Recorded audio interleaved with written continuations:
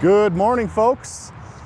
Welcome. This is Transwest Truck Trailer RV. My name is Paul Lavoie. Today we're doing something a little bit different than what we normally do. Normally it's just focused on, call it the hauler.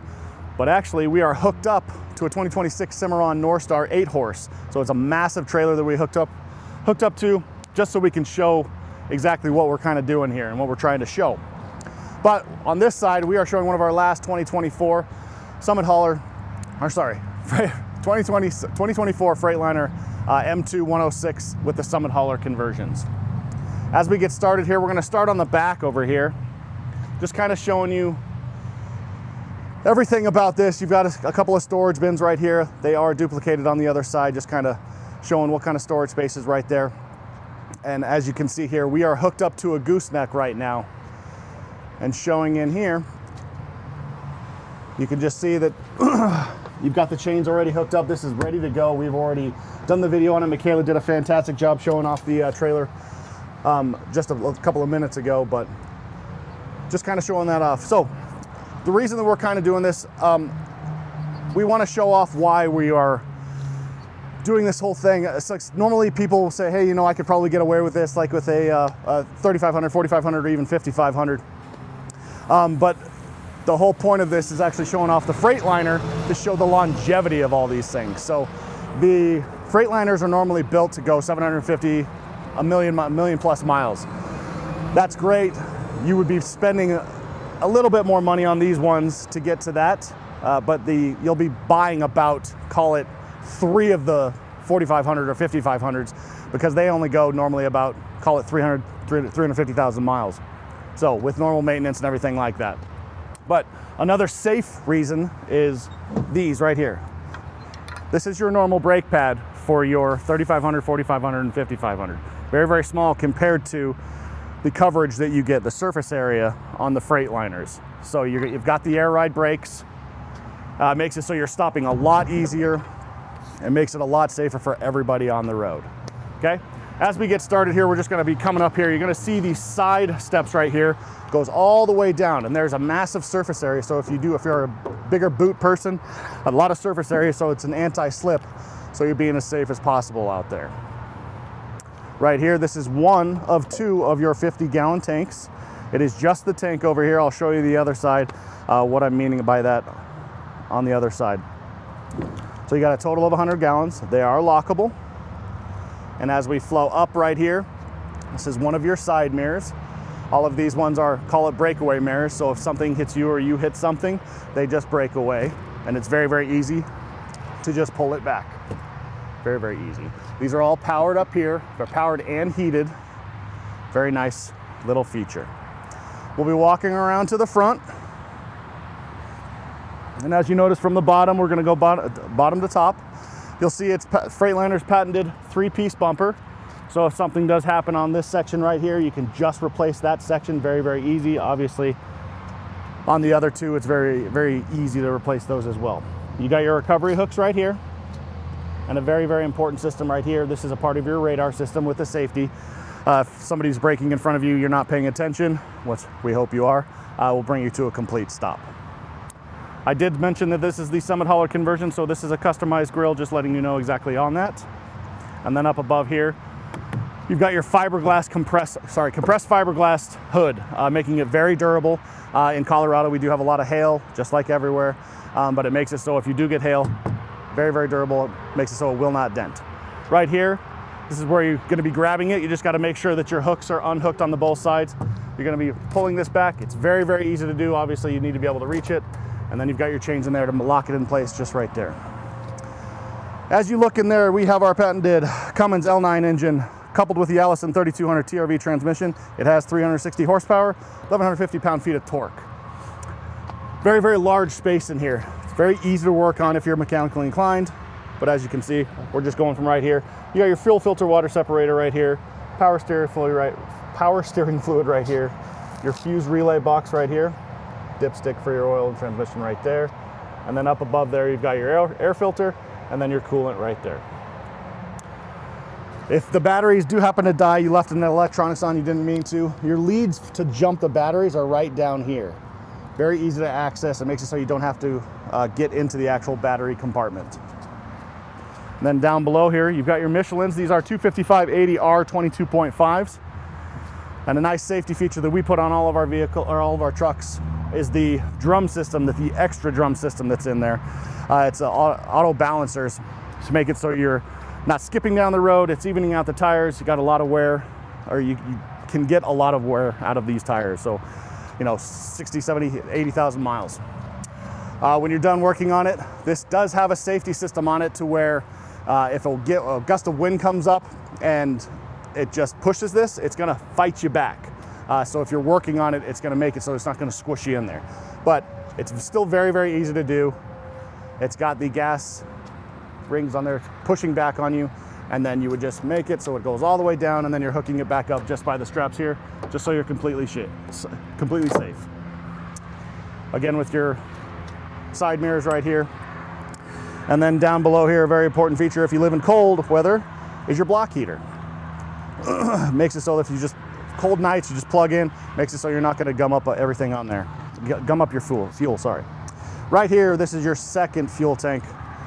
So it's a little bit different than the other setup. So you still have your 50-gallon right here, but you have your DEF tank right here, which is also very important. It is a 6-gallon DEF tank, getting you about 350 miles per gallon. And again, this is lockable. Very nice features. Coming down here, we are looking at the other storage bins. They are all diamond plated. You can see it has an air hose for a specific reason, because you have your air hookup right in there. If you want to pump up a tire, blow out your cab or anything else, you have the capability of doing that along with a fire extinguisher as well. Lockable storage again, and then this is your other one right here. Again, diamond plated, a little bit smaller if you want to put your chains in there. If you're going through after you're going through some weather, you can do that as well. We're gonna look around here, and you're gonna see your hookups for your trailering right here. Obviously, we are hooked up to the horse trailer right here with the gooseneck. You're hooking up right there, and then down below here you have your hookup for your bumper pull. To the right here, you have your hookup for your Voyager system if you have any cameras on your trailer. And then down below here, we have our bumper pull, a 30,000 pound weight Gen Y hookup. It's interchangeable. This one is, we put on all of ours. Well, we are starting to put on all of ours now because it's so, you can customize it however you'd like. You can raise it up and down. You can switch the balls, whatever you'd like. You can even switch this one out for a different receiver if you like, but very, very easy to do. As you can see going down the bed here, you're gonna see this is all diamond plated, very durable again. And then you'll see a track system. If you need to tie anything down when you're taking your load, anything that you really can think of, extra hay bales, a spare tire, anything like that, you got a 1,000 pound weight limit on that. Then coming up here, you're gonna see these two holes on the back, on the headache bar right here. They're pre-drilled for an exterior storage bin if you'd like to do that as well. I'm doing that for a guest right now that wants one that we have, and he wants that on there before he actually takes delivery of it. Up above here, that's where you're gonna have one of your cameras. Again, when you're using the Voyager system, you can hook up to 4 cameras on this. A popular thing that has just really come out for the new Voyager system is wireless. So you can hardline it in, that's what we'd be hooked up to on the back there, or wireless. On a very large trailer like this, makes it a little bit easier. So you can actually put a backup camera on there, or you can put cameras inside to see what's going on. As you see right here, here is your back seat, your very large sofa. And the best feature about it is it does go down into a bed. Very, very comfortable. If you want to get to the side of the road, catch some Z's, you have the capability of doing it. One important note you need to do on this one though is make sure nothing is on it, whether it be a bag of weight, a bag of anything, people, kids, anything like that. Make sure that they're not on this. We're not burning out that motor. Now what we're going to do is actually get into the actual cab, but my camera is going to show you the back console there, and there's a couple more places for power to hook up, a couple of 110s, a couple of USB-As, making it so you're never without your tablet, laptop, or anything like that. So we're going to go ahead and hop up in there, and we'll show you the inside of the cab here.